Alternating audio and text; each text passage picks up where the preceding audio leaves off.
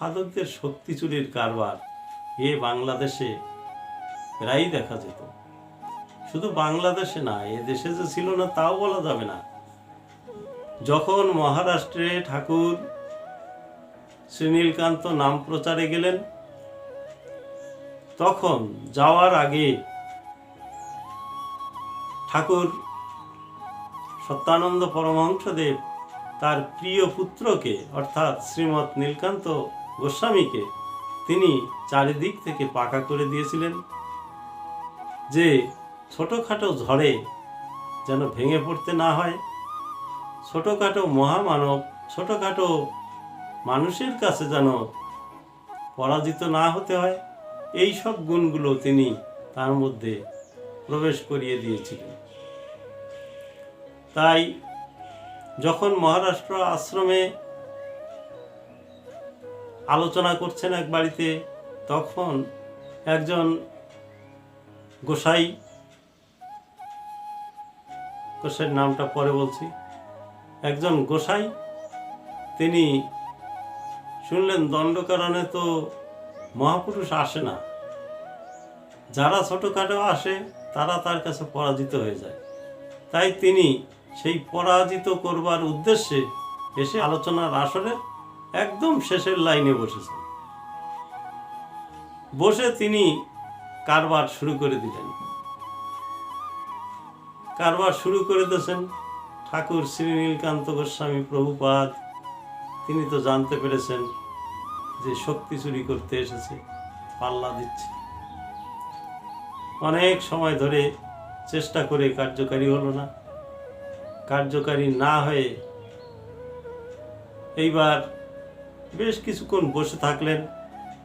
প্রায় ঘন্টাখানেক পরে তিনি উঠবার প্ল্যান নিলেন, উঠে যাচ্ছেন। তো যখনই উঠে যাচ্ছেন তখনই নীলকান্ত ঠাকুর ডাক দিলেন যে মশাই শোনো। আসছেন, বলেন।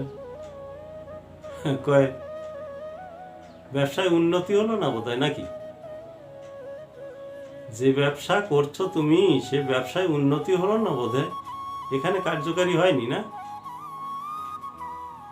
মশাই ভেবো না জগতে মানুষ নেই, জগতে মানুষ আছে।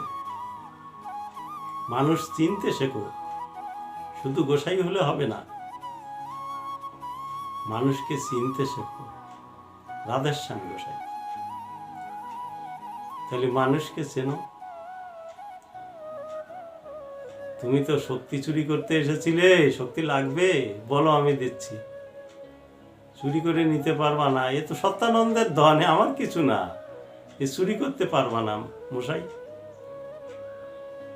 এটা সত্যানন্দের ধন, এটা আমার না, এ তুমি চুরি করতে পারবা না। তা তোমার যদি লাগে বলো, আমি একটু দিচ্ছি। লজ্জিত হয়ে মাথাটা নিম্ন দিকে দিয়ে অধপতন করে দাঁড়িয়ে আছে। তখন ঠাকুর বললেন, যাও, আর এমন অপকর্ম করো না। এইবার রাধেশ্যাম গোসাই প্রচার শুরু করে দিলেন।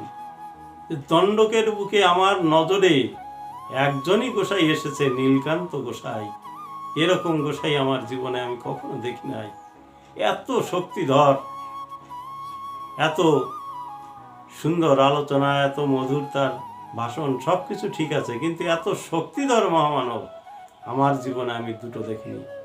আমার চোখের সামনে যে মহাপুরুষ এসেছে, মহাপুরুষ আখ্যা নিয়ে আমার কাছে পরাজিত হয়েছে, কিন্তু এই যে মহামানব, এনার কাছে আমি পরাজিত।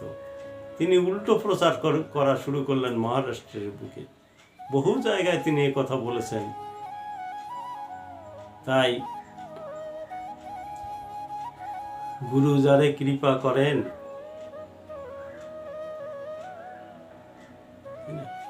গুরু যারে কৃপা করেন তার কোনো অসুবিধা হতে পারে না। তার পুণ্য পরশ লাগলে পরে মানুষ মানুষ হয়ে যায়। শ্রীনীলকান্তের পুণ্য পরশ লেগেছে যার গায়ে, ও সে দিনহীন কাঙ্গালের মতো ছন্নমতি পাগল প্রায় শ্রীনীলকান্তের পুণ্য পরশ লেগেছে যার গায়ে, ওই পবিত্র পরশ, পুণ্য পরশ যদি কারো গায়ে লেগে থাকে, তার সারা জীবন ধন্য, তার মানব জন্ম ধন্য, তার বহু বহু জন্ম, বহু জন্ম ধন্য, যে অত বড় একজন মহামানবের কৃপা পাওয়া। যাই হোক, সকলের উপর ঠাকুরের কৃপা বর্ষিত হোক।